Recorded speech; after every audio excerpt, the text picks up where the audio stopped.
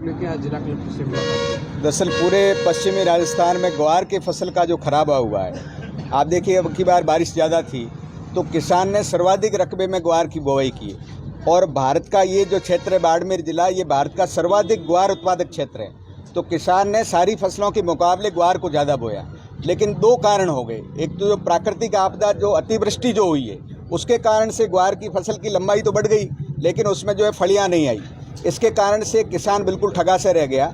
और दूसरा, अभी चूंकि सरकार गिरदावरी करा रही है, हमारी सरकार से डिमांड है कि चूंकि ग्वार फसल के कारण से किसान पूरा पश्चिमी राजस्थान का बुरी तरह से, उसका खर्चा तो लग गया लेकिन उसका उत्पादन शून्य है, तो उसको स्पेशल मुआवजा एक पैकेज दिया जाए। और ये जो बीमा कंपनियां बार बार बदमाशी कर रही है, क्योंकि अभी गिरदावरी हो रही, गिरदावरी में ये फसल का तो रकबा ले लेंगे, लेकिन क्रॉप कटिंग के माध्यम से हम ये चाहते हैं कि जो उत्पादन का औसत है उसका भी जो है पूरा सर्वे किया जाए। ये हमारी विशेष रूप से सरकार से डिमांड है। और दूसरा हमारा चार्ज है सरकार पर कि जब लंपी के समय सरकार जिस तरह से सोई रही है, अब ग्वार उत्पादक किसानों के इस नुकसान के समय भी सोई रही, तो पहले पशुधन बर्बाद हो गया और अब फसल बर्बाद हो रही है। तो इस सरकार को जगाने और चेताने के लिए हम आज आए हैं और माननीय कलेक्टर साहब के माध्यम से मुख्यमंत्री जी को हमने ज्ञापन सौंपा है। अगर मान लो इसके लिए नहीं होता है तो अगला कदम क्या होगा?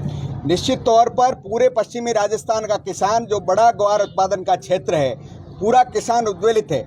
उसके खेत में हरियाली है लेकिन खेत की फसल का दाम नहीं है, खेत की फसल में उत्पादन नहीं है, तो वो निश्चित तौर पर सरकार से लड़ने के लिए सड़कों पर आएगा। और इस जाती हुई सरकार के लिए एक धक्का और हो जाएगा यदि उसने ग्वार उत्पादक किसानों के साथ में न्याय नहीं किया।